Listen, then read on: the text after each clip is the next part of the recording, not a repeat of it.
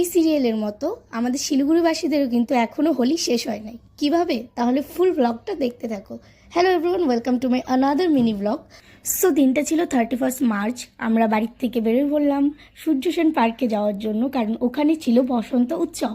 এখন অনেকেরই কোয়েশ্চেন যে হোলির পর বসন্ত উৎসব কেন? যদিও এই প্রোগ্রামটা 24শে মার্চ হওয়ার কথা ছিল, কিন্তু ওয়েদার প্রচণ্ডভাবে খারাপ থাকায় এই ডেটটাকে পিছিয়ে দেওয়া হয়। আর ভাই, শিলিগুড়িতে অনুষ্ঠান হবে, এরকম প্রাণীদের দেখা যাবে না, এটা কি কোনোদিনও হতে পারে? শুধু একজন না, আমি টোটাল 3-4 জনকে এরকম দেখলাম। যাই হোক, বেশ ভালোই লাগছিল। এরপর আমি আর বুনু পার্কে ঢুকেই কিছু ফটোস ক্লিক করলাম, কিছু ভিডিওস। অ্যান্ড একটা জিনিস তো ভাই বোঝাই গেল, সবার হোলি খেলার পরও কিন্তু মন ভরে নেই, এত ভিড় দেখে বোঝাই যায়। তারপর দেখা হয়ে গেলে আমাদের প্রকাশ ব্লগারের কাছে, তো ওর কিছু বক্তব্য শুনে নিই।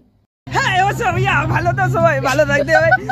আমি খুব খুশি আজকে তোমাদের সাথে ভিড় করছি। এটা দেখার পর আমাকে বলার দরকার নেই যে মালটা সত্যি তার কাটা।